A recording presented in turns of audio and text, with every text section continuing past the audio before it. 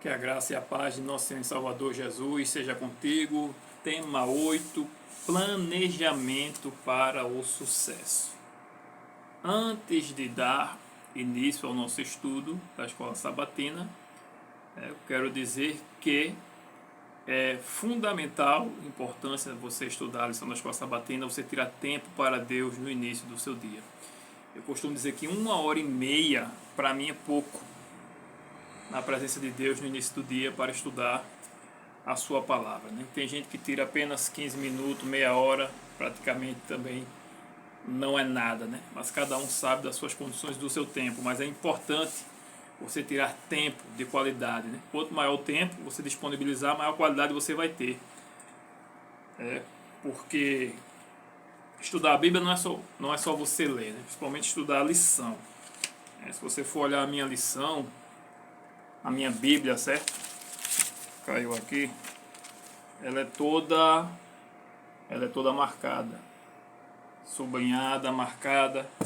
Tem palavras, por exemplo, que você não vai entender, você vai ter que buscar num dicionário ou numa outra versão da Bíblia. Então, por isso você tem que tomar tempo.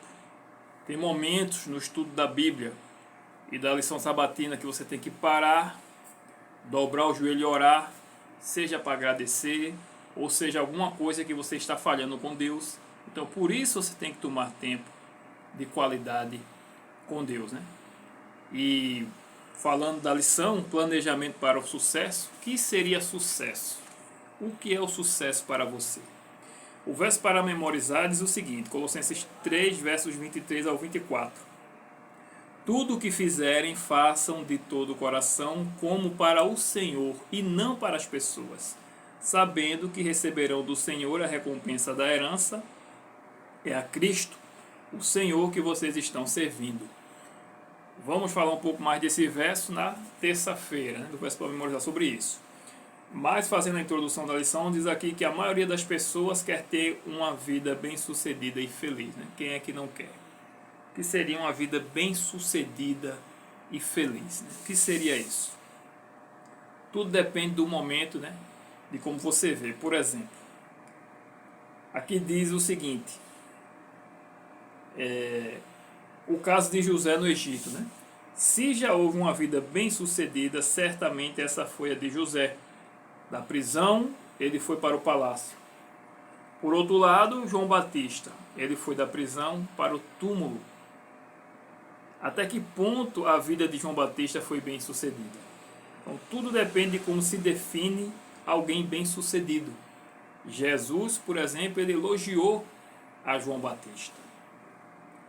Nesta semana, consideraremos a ideia de sucesso no contexto da mordomia cristã básica e dos princípios financeiros. Não importa quem somos nem onde vivemos, dinheiro e finanças farão parte da nossa vida, quer gostemos ou não. Quais são, então, alguns passos práticos que podemos dar ao longo do caminho, os quais, ainda que não garantam o sucesso, nos ajudam a evitar armadilhas e erros comuns que podem tornar o sucesso financeiro um pouco mais difícil? Aqui está se tratando de sucesso financeiro. Mas o que é o sucesso para o cristão? O sucesso para o cristão e o sucesso para o mundo são coisas diferentes, né? Talvez até opostas. Por exemplo, aqui falando de Daniel e de José, eles tiveram sucesso, tanto na vida cristã como na vida secular, na vida financeira, né? Ocuparam posições de destaque honrando o nome de Deus. Não brigando, não arrumando briga como a gente vê com esses políticos, né, da bancada evangélica que vivem arrumando briga. Você não vê um Daniel ali naquele meio. Você não vê nenhum desses políticos que dizem ser evangélicos. Você não vê um Daniel ali naquele meio. Então Daniel e José, eles passaram por momentos terríveis antes de chegar aonde chegaram. Ninguém quer passar pelos momentos que José e Daniel passou, mas todo mundo quer ser, por exemplo, profeta. Quer ter o poder de saber o que vai acontecer no futuro, mas as coisas com Deus não é bem assim. Por exemplo, Paulo também, né? Paulo e João Batista, né? Paulo, na minha opinião, é o que teve uma vida de sucesso, né? Porque ele fala, né? Teve o que vestir, teve o que comer, se deu por satisfeito e ele seguiu o caminho que lhe foi traçado por Deus, assim como João Batista, que desde o ventre ele foi consagrado ao Senhor. Então, para mim, sucesso é eu ter o que comer, o que vestir, um teto para morar e servir a Deus. Se eu vou ser rico ou se eu não vou ser rico, para mim o sucesso é esse. Na parte do domingo, o que é importante em primeiro lugar? Eclesiastes 12, verso 1, nos dá um conselho. Lembra-te do teu Criador nos dias da tua mocidade, antes que venham os maus dias e chegue os anos dos quais dirás, não tenho neles prazer. Muita gente olha para trás, né, quando era mais jovem, tinha mais vigor físico, tinha mais saúde, não tinha, digamos assim, tantas preocupações e acham que aquela fase da vida foi a melhor e escutam músicas antigas, né, relembrando o passado, quando na verdade a Bíblia diz que as coisas que para trás ficaram, agora é para frente que se anda. E a Bíblia diz que devemos nos lembrar de Deus logo no princípio, né? Qual é a mensagem para nós nesse texto?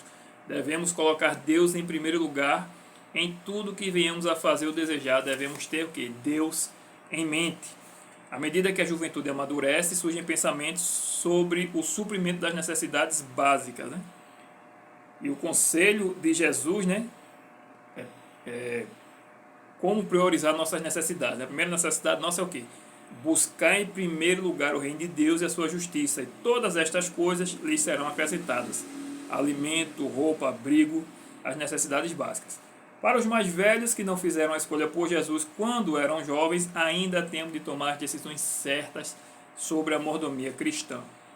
Lá em Gênesis, por exemplo, na história de Jacó, Jacó tinha feito algumas escolhas importantes nos aspectos espirituais e financeiros.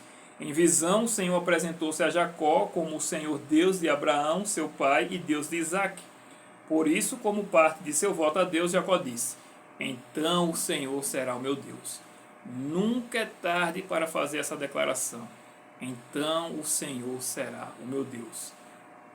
O bom seria se fosse logo no início da vida, né? Assim que a gente se entendesse por gente, entregar a vida a Deus. Mas nunca é tarde para fazermos isso, né? Gênesis 29, do verso 9 ao 20, narra a história de Jacó, como Jacó conheceu, por exemplo, sua esposa Raquel, né, quando ele fugiu ali para as terras de Labão, seu tio. E aqui tem uma pergunta interessante, né? Jacó 29, eu vou ler o encontro, né? A partir do verso 10, tendo visto Jacó a Raquel, filha de Labão, irmão de sua mãe, as ovelhas de Labão, chegou-se, removeu a pedra da boca do poço e deu de beber ao rebanho de Labão, irmão de sua mãe. Feito isso, Jacó beijou a Raquel e, erguendo a voz, chorou. Então contou Jacó a Raquel que ele era parente de seu pai, pois era filho de Rebeca. Ela correu e comunicou a seu pai. Tendo Labão ouvido as novas de Jacó, filho de sua irmã, correu-lhe ao encontro, abraçou-o, beijou-o e o levou para casa. E contou Jacó a Labão os acontecimentos de sua viagem, né? O porquê que ele estivera ali e o que foi que aconteceu com ele. Inclusive, deve ter relatado a visão que teve com Deus também, né? Disse-lhe Labão: de fato és meu osso e minha carne. E Jacó, pelo espaço de um mês, permaneceu com ele. Depois disse Labão a Jacó: acaso por seres meu parente irás servir-me de graça? Dize-me qual será o teu salário. Ora, Labão tinha duas filhas, Lia a mais velha e Raquel a mais moça. Lia tinha os olhos tristes, porém Raquel era formosa de porte e de semblante. Jacó amava Raquel e disse: 7 anos te servirei por tua filha mais moça, Raquel. Respondeu Labão: melhor é que eu te dê a ti, em vez de dá-la a outro homem. Fica, pois, comigo. Assim, por amor a Raquel, serviu Jacó 7 anos, e estes lhe pareceram com poucos dias, pelo muito que a amava. Então, a pergunta é, né? Tive que dar uma pausa aqui para poder colocar no modo avião, né? Porque se alguém ligar não vai atrapalhar a gravação. Então veja, o que é de importante nesses versos, né? No tempo desse evento da vida de Jacó. Jacó conheceu a Raquel, a quem ele amava, e por ela trabalhou 7 anos. Né? Depois que Jacó fez seus compromissos espirituais e financeiros com Deus, porque ele prometeu que devolveria o dízimo de tudo o que ele conseguisse, então o Senhor o dirigiu ao encontro de Raquel no poço. É apropriado tomar a decisão espiritual e a decisão devida antes do compromisso com o casamento. Jacó se consagrou a Deus, né, antes de se casar. Diz assim: o futuro cônjuge deve saber em que está se envolvendo. A pessoa é um cristão comprometido? Em que tipo de trabalho ele se envolverá? Será professor, enfermeiro, advogado, operário? Com que tipo de vida vou me comprometer? Outras perguntas que precisam de respostas antes do compromisso matrimonial são: que nível de educação foi concluído? Né? Concluiu o 2º grau? Quais são os seus princípios de vida? Qual é a sua visão de futuro? Será que eu vou ter um futuro com essa pessoa? Tudo isso tem que ser analisado, porque tem gente que não quer nada com a vida. Essa que é a realidade. Então haverá dívida contraída nesse casamento? Estou disposto a aceitar essa situação como parte da minha responsabilidade? Casamento é para a vida toda. Casamento é para a vida toda. Então, o conselho bíblico é que você analise, né? Coloque tudo ali à sua vista para saber se realmente é isso que você vai querer, né? Porque não basta você se sentir atraído pela pessoa, mas tem que ver se essa pessoa vai valer a pena. Lá em 2 Coríntios, por exemplo, no capítulo 6, vai dizer o seguinte: porque a gente só conhece as pessoas realmente quando a gente se casa. Essa aqui é a realidade. Então, 2 Coríntios capítulo 6, versos 14 e 15, diz assim: não vos ponhais em julgo desigual. Esse julgo não é julgo de julgar. Aqui não tem L, certo? É J-U-G-O. Um julgo era uma peça que colocava o boi, né, para eles andarem no mesmo compasso, certo? Então, não vos ponhais em julgo desigual com os incrédulos, porquanto que sociedade pode haver entre a justiça e a iniquidade? Ou que comunhão da luz com as trevas? Que harmonia entre Cristo e o maligno? Ou que união do crente com o incrédulo? Quebra a cara quem quer. Quem vai se comprometer num casamento, né, com uma pessoa que não é de Deus, uma pessoa ainda que não é convertida, né, por exemplo, um homem, né, é viúvo, uma mulher viúva, ele tem que analisar. O homem é mais atraído pelo visual, né, pela parte sexual. Já a mulher não, a mulher é mais pela fantasia, pela ilusão de ter um casamento feliz e etc. Né? E tem mulher que ela não consegue viver sem marido. É impressionante. Né? Em vez de aproveitar agora que está viúva, que não tem que se preocupar com o marido, que muitas vezes tem marido que só dá trabalho, em vez de ela se dedicar a Cristo, ela vai se dedicar em querer arrumar marido. Em vez de colocar as coisas de Deus em primeiro lugar. Se for de Deus levantar, colocar um homem na vida dela, de Deus ele vai colocar. A pessoa não precisa procurar. Um exemplo, por exemplo, de Dorcas, né? Uma pessoa já de idade, uma pessoa já velha, né? Mas ela usava da sua velhice para fazer o quê? Se dedicar no serviço a Deus. Ela fazia roupas. Né? Talvez ela não tivesse saúde para caminhar, para entregar uma literatura na rua, trazendo para os nossos dias, né? Então ela fazia o quê? Ali na sua maquinazinha de costurar, e ela tecia ali as roupas, costurava a roupa para dar aos necessitados. Ela não estava preocupada em conseguir um novo matrimônio. Na segunda-feira, a bênção do trabalho. Né? A menos que a pessoa seja rica ou beneficiária de um fundo monetário que os pais criaram para que ela nunca tivesse que trabalhar, mais cedo ou mais tarde vai precisar trabalhar. Na verdade, em muitas histórias, o dinheiro de herança destinado a ser uma bênção leva à tragédia e à pobreza. O ideal é encontrar algo que gostamos de fazer, que proporcione o sustento, ser capacitado nessa área e atuar nisso ao longo da vida. Esse é o ideal, mas nem sempre acontece assim. Esse é o ideal. Eu, por exemplo, graças a Deus, eu estou tendo a oportunidade de colocar minha filha num bom colégio, um colégio cristão, né?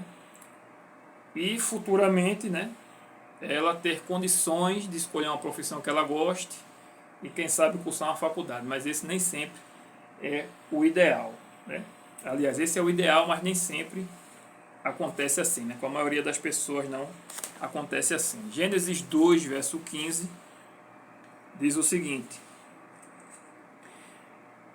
Tomou, pois, Deus, o Senhor Jeová, ao homem e o colocou no jardim do Éden para o cultivar e o guardar.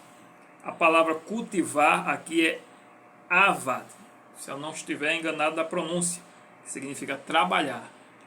E a palavra para guardar é chamar, significa preservar. Então o homem, quando ele foi criado, Deus o colocou para trabalhar no jardim do Éden, certo?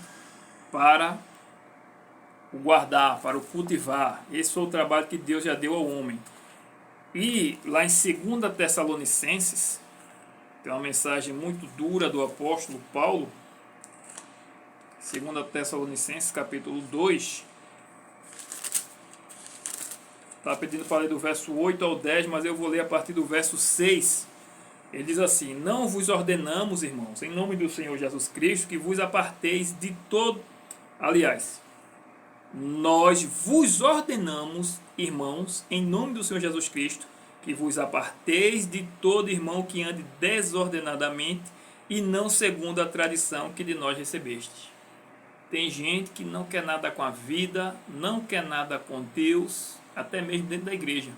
E o conselho bíblico é: se aparte desse tipo de gente. Não é que você vai deixar de ser amigo. Quando ele precisar de você, você está ali. Mas você não vai ficar andando com essa pessoa. Não vai ficar se impondo em julgo desigual com essa pessoa. Pois vós mesmos estáis cientes do modo porque vos convém imitar-nos, visto que nunca nos portamos desordenadamente entre vós. O cristão ele tem que andar em ordem. Nem jamais comemos pão à custa de outrem, pelo contrário, em labor e fadiga, de noite e de dia, trabalhamos a fim de não sermos pesados a nenhum de vós. Não porque não tivéssemos esse direito, mas por termos em vista oferecer-vos exemplo em nós mesmos para nos imitardes. Porque, quando ainda convosco, vos ordenamos isto: se alguém não quer trabalhar, também não coma. Antes da entrada do pecado, Deus designou o trabalho para Adão e Eva. O que significa esse fato? Como isso explicaria porque alguns que nunca tiveram que trabalhar consideraram sua situação uma maldição? Ou seja, pessoas que não precisavam trabalhar consideraram essa condição de Adão e Eva uma maldição, né? Na resposta sugestiva diz o seguinte: o Criador sabia que o ser humano não poderia ser feliz sem uma ocupação. O corpo precisa de movimento. A felicidade não consiste em fazer nada. E eu respondi assim: o trabalho é bênção. Bênção para o corpo físico e para a mente. Estarmos ocupados com algo que é benéfico para nós. Muitas pessoas acham que trabalhar é ruim, mas o trabalho dignifica o homem. Quem é pai de família e passa por desemprego sabe muito bem o que é isso. Diz aqui, o trabalho não foi uma punição. Foi projetado para bem dos seres humanos. Tanto é que foi projetado antes da entrada do pecado. Deus sabia que os seres humanos precisavam trabalhar, né? Ocupar a nossa mente com algo que nos edifique. E a Adão foi dado o trabalho de cuidar do jardim. O Criador sabia que Adão não poderia ser feliz sem uma ocupação. Como diz o ditado, né? Mente vazia é casa do diabo. Aquele que criou o homem sabia que seria para sua felicidade. E assim que o criou, designou-lhe um trabalho. A promessa da glória futura e o decreto de que o homem deve trabalhar pelo pão de cada dia vieram do mesmo trono. Ou seja, aquele que nos promete a vida eterna, né, um lar glorioso, aquele que ele mesmo designou o trabalho, né? O homem teria, depois que o pecado entrou no mundo, o homem teria que se esforçar, cansar-se para obter o seu sustento. E esse cansaço não é apenas físico, né, mas cansaço mental, por exemplo.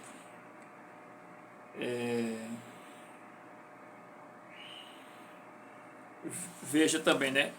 E Aí vem, né, aquela situação que a gente leu do domingo, né, do tema passado, de que, aliás, no início, né, a bênção do trabalho, você escolher um trabalho que realmente você goste de fazer, porque você trabalhar com uma coisa que você realmente não gosta, só por causa do dinheiro, muitos, por exemplo, eles escolhem uma profissão boa, que seja bem remunerada, uma profissão de médico, né, de segurança ou de vigilante, que seja, para cuidar das pessoas, né?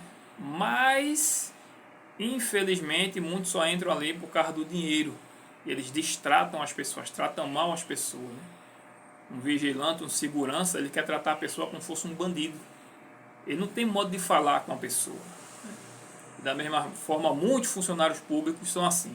As pessoas já chegam no hospital estressadas, também descontando as cargas em cima dos outros, e ali começa ali uma confusão, né? Mas o trabalho deveria ser de fato realmente uma bênção, e você deve escolher um trabalho que você goste. Esse seria realmente o ideal, né? O que há no trabalho que deve torná-lo uma bênção para nós? Eu me lembro aqui também, falando de cansaço, né, físico, que não é só o cansaço físico, mas o cansaço mental. Eu me lembro quando eu acompanhava futebol, por exemplo, né, tinha um jogador do Corinthians, que eu não vou dizer o nome, porque as pessoas são assim, o camarada fala uma frase errada no passado, e 30 anos depois a pessoa ainda fica relembrando, marcando a pessoa pelaquela frase que ele falou. Então o jogador foi questionado, né, por causa da pressão da torcida e etc. E ele respondeu mais ou menos o seguinte, né, que não estava preocupado com a pressão, e quem não estivesse, não soubesse lidar com a pressão, que fosse ser bancário. Como se a profissão de bancário não exercesse pressão. E aí os bancários, né, caíram em cima, não sei se foi o sindicato na época, em cima do jogador, por ter dito uma bobagem dessa. Como se estivesse ali só sentadinho, né, e não fizesse nada, né? É complicado, o ser humano é complicado, né? Todo trabalho, ele requer esforço, ele requer dedicação, né? Uns são mais bem remunerados do que os outros, e assim é a nossa vida. Na terça-feira, os anos de labor e os filhos. Deus pretendia que os seres humanos trabalhassem. Os anos de trabalho geralmente duram cerca de 40 anos. Para muitas pessoas, esse é o tempo que as crianças estão crescendo, sendo criadas, educadas, e quando a casa e outras aquisições são feitas. Esse pode ser um período muito intenso financeiramente. É uma época muito delicada porque a família está aprendendo a trabalhar em conjunto, seus membros estão criando laços duradouros. O estresse financeiro pode destruir a união nesse momento e o faz com frequência. São muito mais estáveis famílias em que ambas as partes têm um compromisso cristão e estão dispostas a seguir os princípios bíblicos. 1 Timóteo diz o seguinte, capítulo 5, verso 8. Ora, se alguém não tem cuidado dos seus, especialmente dos da própria casa, tem negado a fé e é pior do que o descrente. Tudo começa dentro do lar. Foi por isso que Deus designou a família. E lá em Colossenses, capítulo 3, verso 23 e 24, diz assim: tudo, esse é o verso para memorizar, aliás, né?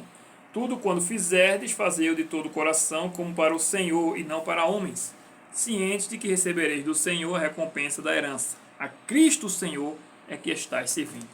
Seja qual for o seu trabalho, a sua ocupação, tenha em mente que você está trabalhando para Deus. Por isso você não pode escolher também qualquer tipo de trabalho, né? Um cristão não deve, por exemplo, passar jogo de bicho, né? Vender cerveja, bebida alcoólica. Aqui pergunta, que pontos importantes podemos extrair desses textos sobre finanças no lar? Devemos cuidar de nossa família, devemos trabalhar em todo o tempo.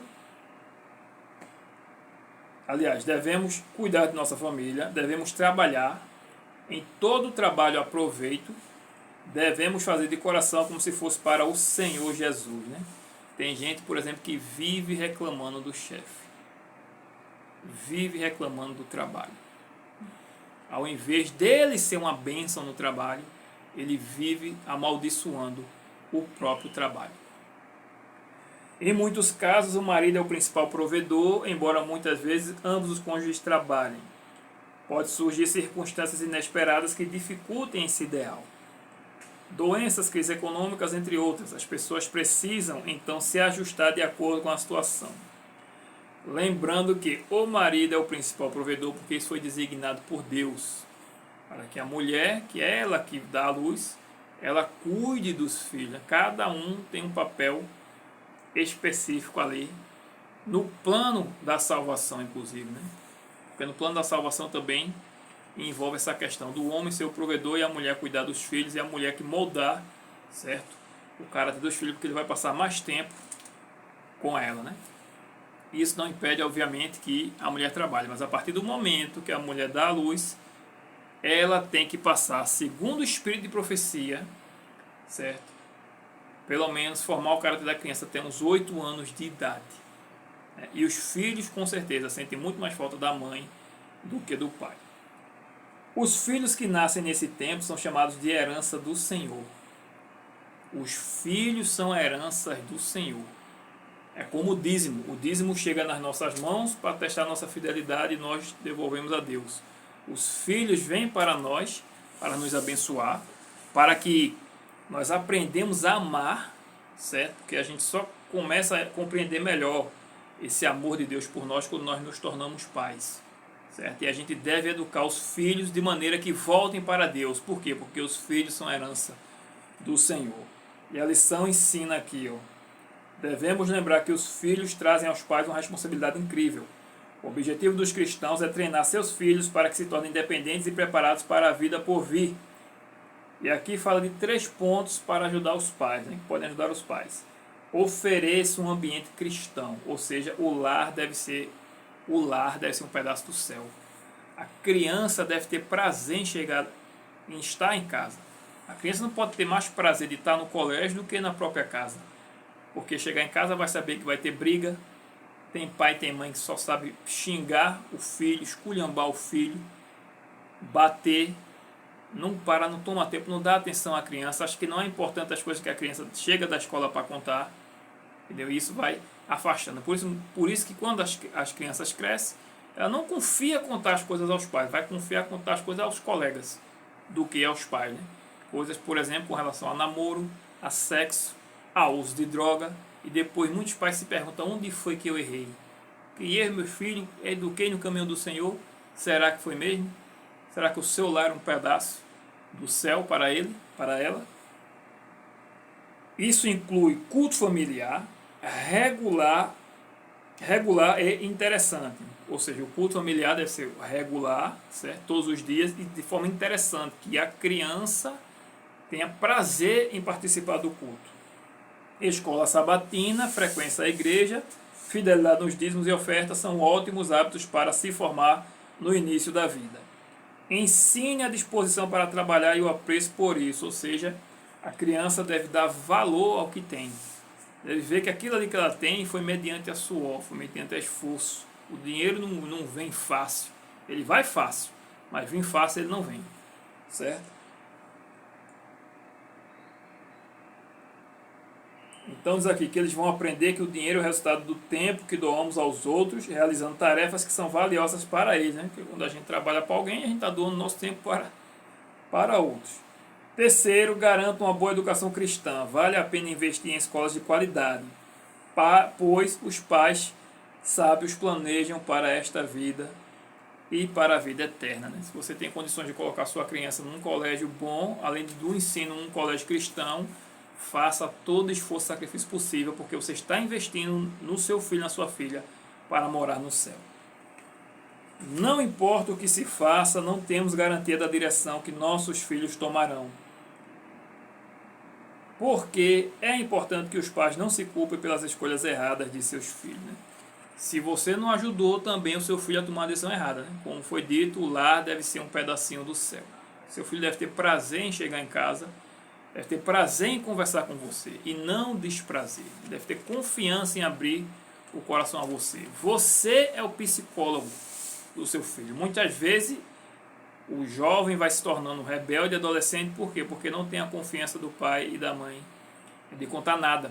Porque quando chega com qualquer questionamento, é recebido com 10 pedras na mão. Não para ouvir, não para entender o porquê daquele questionamento, daquele comportamento, né?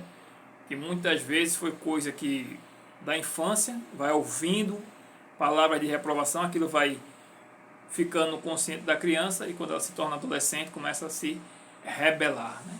E aprender o que não presta lá fora e aí vai trazer para dentro de casa e aí começa o conflito. Mas se você criou seus filhos, né? Educou tudo certinho, deu amor, deu carinho, deu atenção e no final das contas, né? Ou no momento da vida ele se desvia do evangelho, você não precisa ficar se culpando porque você não pode, você não está sob o seu poder as escolhas dos seus filhos, né? Você pode continuar orando, dando exemplo e confiando que o Senhor vai trazer de volta os nossos filhos da casa do inimigo. Aí vem na quarta-feira, trabalhando com integridade. Né? Outra fase de uma vida bem-sucedida, a última fase, tem o potencial de ser a mais agradável, se as decisões dos anos anteriores foram sábias e não arruinadas por imprevistos. Né?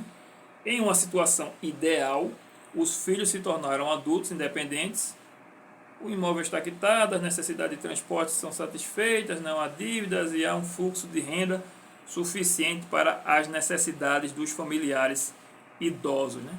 E aqui eu vejo também o cuidado com a saúde para chegarmos numa velhice ditosa e feliz, sem estar dependendo de remédio. Né? Por isso você deve cuidar da sua saúde agora, para quando chegar na velhice, você em vez de gastar com remédio, você gastar na obra de Deus, você gastar ajudando o próximo. Deus chama seus filhos para um padrão mais elevado no trabalho e na vida.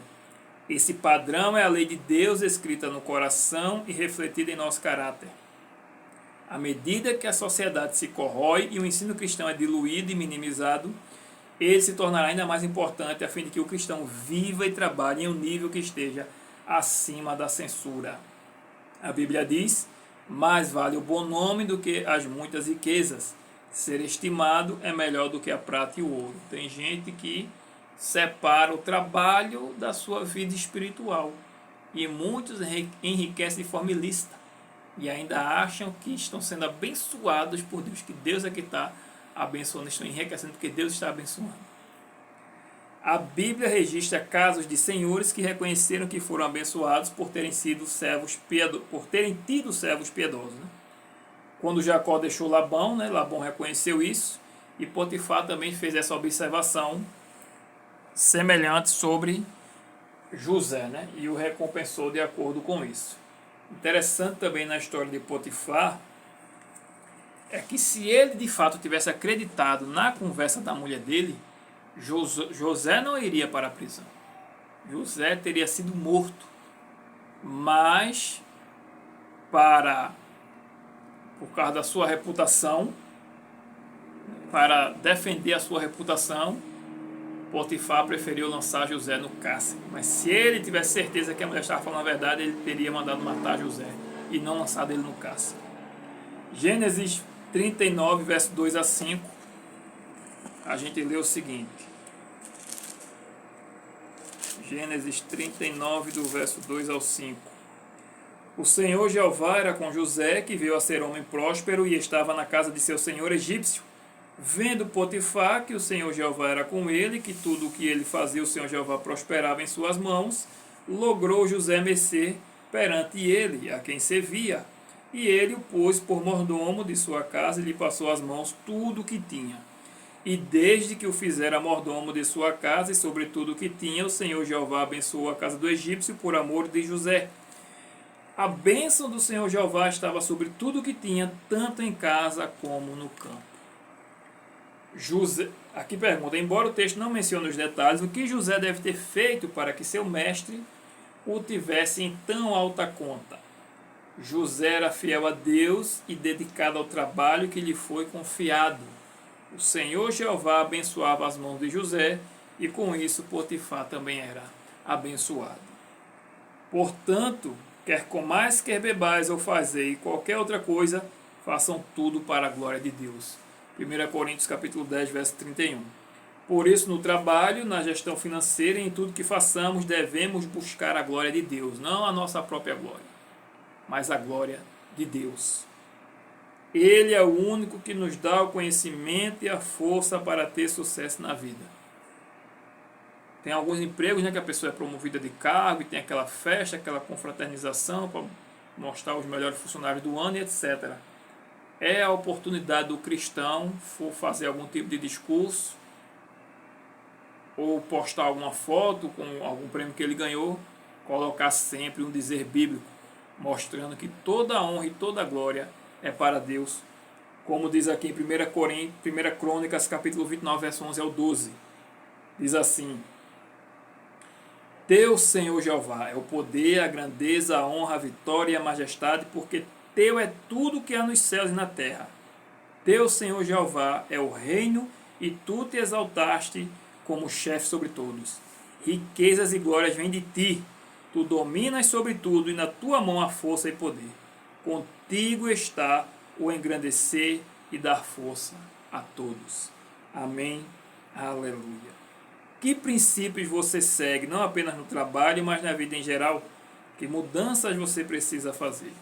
Você segue os princípios do mundo, os princípios de Deus ou seus próprios princípios? Você que faz suas regras, né? Isso aqui, por exemplo, tem gente que serve a Deus, mas pega a Bíblia, não, isso aqui eu faço, isso aqui eu não faço, aqui não me interessa. Se acha até que é mais santo do que Deus, né? Para dizer aquilo que deve ou que não deve fazer. O que é que você busca? Né? Quais são os seus princípios? Na quinta-feira, buscando conselhos piedosos. Existem vários gurus da gestão financeira, mas Deus nos alertou contra consultá-los sobre a gestão dos ativos que Ele nos confiou. Bem-aventurado é aquele que não anda no conselho dos ímpios, não se detém no caminho dos pecadores, nem se assenta na roda dos escarnecedores. Pelo contrário, o seu prazer está na lei do Senhor Jeová, e na sua lei medita de dia e de noite. Ele é como árvore plantada junto à corrente de águas, que no devido tempo dá o seu fruto, e cuja folhagem não murcha, e tudo o que ele faz será bem sucedido. Ele vai dar fruto, porque ele que confia no Senhor, que se desvia do mal, que medita na sua lei de dia e de noite, ele será cheio do Espírito Santo. Muita gente, por exemplo, tem a vida amargurada,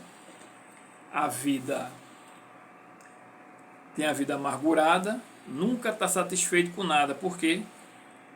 Porque não se detém na palavra de Deus, não se detém em buscar a Deus, em obedecer ao que está escrito. Aqui diz, leia Provérbios 3, do verso 5 ao 8. Como aplicamos o princípio da confiança nas questões financeiras básicas? Provérbios 3, do verso 5 ao 8, diz assim: Confia no Senhor Jeová de todo o teu coração e não te apoies no teu próprio entendimento. Reconhece-o em todos os teus caminhos e ele endireitará as tuas veredas. Não sejas sábio aos teus próprios olhos, teme ao Senhor Jeová e aparta-te do mal. Será isto saúde para o teu corpo e refrigério para os teus ossos. Reconhecendo a Deus em tudo o que fizermos, sabendo que tudo vem dele, inclusive a sabedoria. Lá em Provérbios 27, aqui na lição vai dizer o seguinte: entre muitos conselhos bíblicos valiosos sobre gestão financeira, destacamos 7 deles. O primeiro é: organize-se. Provérbios 27, verso 23 e 24. Procura conhecer o estado das tuas ovelhas e cuida dos teus rebanhos, porque as riquezas não duram para sempre, nem a coroa de geração em geração. Ou seja, né? Faça um orçamento, né, para você saber quanto é que você ganha e quanto é que você gasta de fato. Diz aqui: desenvolva um plano de gastos, né? Muitas famílias sobrevivem apenas com o salário. Sem um plano simples para ganhar, gastar e economizar, a vida é muito estressante. Então faça um orçamento para saber quanto é que você ganha de fato, quanto é que você pode gastar Essas recomendações aqui, né? Esses conselhos bíblicos, esses 7 conselhos, né? A gente viu um pouco também lá no tema 5, né? Tema 5 dessa lição falando sobre isso. Diz aqui, ó, gaste menos do que ganha, viva com os seus recursos. Né? Foi dito também no tema 5. Tem gente que não pode ver nada que quer comprar. Gasta o que não tem. Vive com o dinheiro que não tem. Terceiro, economize uma parcela de cada período de pagamento. Junte para fazer compras maiores no futuro para despesas imprevistas, né? No caso de acidente, enfermidade. Faça uma reserva para o tempo em que não puder mais trabalhar. É complicado, né, para quem ganha um salário e tem muitos filhos para sustentar. Realmente é muito complicado. Mas tem gente que diz assim, que não consegue juntar dinheiro. Né? E você já viu pobre juntar dinheiro? Como é que você consegue comprar um eletrodoméstico no cartão, dividido em 5, 10 vezes, e você me diz que não consegue comprar à vista? Qual é a diferença? A diferença é que você não vai ter ele no ato.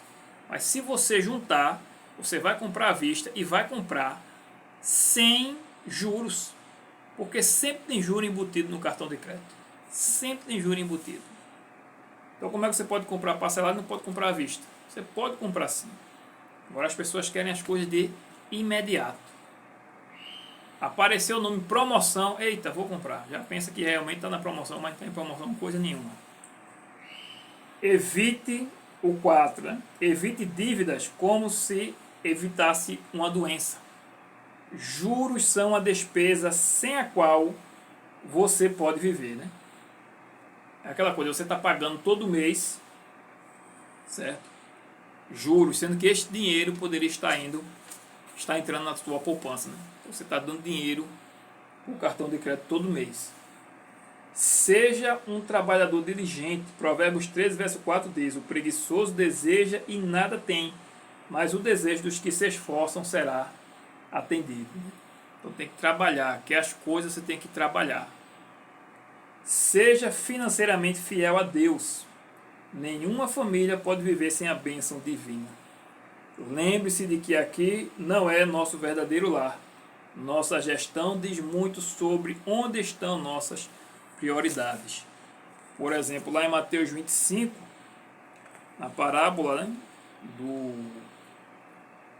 dos servos, né, o homem sai e deixa a sua propriedade, confiou seus bens ali aos seus servos, né, os seus talentos, e aí diz o seguinte, né, quando ele voltar, verso 21, Mateus 25, verso 21, deixa eu ler o verso 20.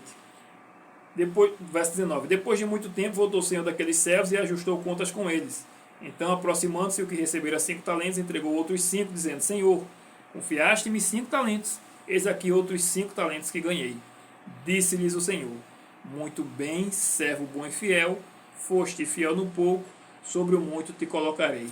Entra no gozo do teu Senhor. Ou seja, lembre-se de que realmente aqui não é o nosso verdadeiro lar, né? E o que nós fazemos com o dinheiro, né, diz muito do que é a nossa prioridade, se é o céu ou se é esta terra. Lendo aqui alguns conselhos de Ellen White, algumas citações de Ellen White, na verdade, sobre educação, diz o seguinte: não pode ser adequado nem completo nenhum projeto de negócio ou plano para a vida que apenas compreenda os breves anos de existência presente e não tome providências para o interminável futuro. Ninguém acumula tesouro no céu sem que, por meio disso, sua vida na terra também seja enriquecida e enobrecida. Aquilo que se acha na base da integridade comercial e do verdadeiro êxito é o reconhecimento da propriedade de Deus. O Criador de todas as coisas é o seu proprietário original. Somos seus mordomos. Tudo que temos foi confiado por ele e para ser usado de acordo com sua direção. A pressão para sustentar a nossa família pode nos levar a pensar que nosso trabalho seja apenas prover renda. Mas temos também que participar da grande comissão de Jesus aos seus seguidores. Ao citar essa comissão, conforme encontrada em Marcos 16, verso 15, Ellen White escreveu: Não que todos sejam chamados para ser pastores ou missionários no sentido comum do termo, mas todos podem ser colaboradores de Deus, levando as boas novas a seus semelhantes. A todos, grandes ou pequenos, com muito ou pouco estudo, idosos ou jovens, é dada essa ordem. Precisamos, e aqui ele diz o seguinte, né? É o que a gente falou, por exemplo, de Docas, né? É o que a gente falou de Docas, né? Que ela servia a Deus, mesmo na velhice, fazendo roupas ali, o talento que ela tinha, ela servia a Deus.